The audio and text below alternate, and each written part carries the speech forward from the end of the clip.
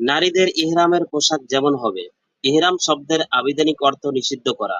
হজ ও উমরা করতে ইচ্ছুক ব্যক্তি যখন হজ বা উমরা কিংবা উভয়টি পালনের উদ্দেশ্যে নিয়ত করে তালবিয়া পাঠ করে, তখন তখন তার উপর কতিপয় হালাল ও জায়েজ বস্তু হারাম হয়ে যায়।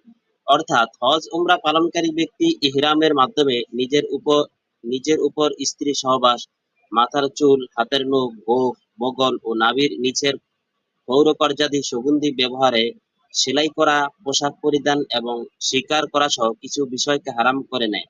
এই কারণেই এই প্রক্রিয়াটিকে ইহরাম বলা হয়। নারীদের ইসলামের পোশাকের ক্ষেত্রে কোনো ধরনের পোশাক নির্দিষ্ট করা নেই। পুরুষের মতো তাদের সেলাইবিহীন পোশাক পরা জরুরি নয়। নারীরা ইহরামের জন্য তাদের স্বাভাবিক পোশাকই পরতে পারবেন। তবে ইহরামের সময় অবশ্যই শরীয়ত নিষিদ্ধ কাপড় পরা যাবে না। পোশাক যেন এমন আঁটসাঁট না হয় যাতে শরীর স্পষ্ট বোঝা যায়, তা খেয়াল রাখতে হবে। তবে সবচেয়ে ভালো হয় এমন পোশাক পরা যা মানুষের দৃষ্টি আকর্ষণ করবে না, কারণ হজের সময় নারী পুরুষ কাছাকাছি অবস্থান করেন, তাই সৌন্দর্য প্রকাশ পায় এমন পোশাক পরলে ফিতনার আশঙ্কা রয়েছে। ইহরামের জন্য নারীরা কিছু কাপড় পরতে পারবেন না। হাত মোজা, পা মোজা ও নেকাব পরা যাবে না। রাসূল সাল্লাল্লাহু আলাইহি সাল্লাম বলেছেন, ইহরাম অবস্থায় নারীরা নেকাব ও হাত মোজা পরবে না। সহিহ বুখারী।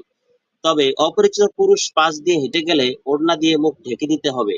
আয়েশা রাদিয়াল্লাহু তাআলা আনহা বলেন, পুরুষরা আমাদের পাশ দিয়ে যেত, তখন আমরা রাসূল সাল্লাল্লাহু আলাইহি সাল্লামের সাথে ইহরাম অবস্থায় ছিলাম। তখন আমাদের নিকটবর্তী হলে আমাদের প্রত্যেকের মাথার ওড়না মুখের উপর দিতাম। যখন তারা আমাদের পাশ দিয়ে চলে যেত, তখন আবার মুখ থেকে কাপড় সরিয়ে নিতাম।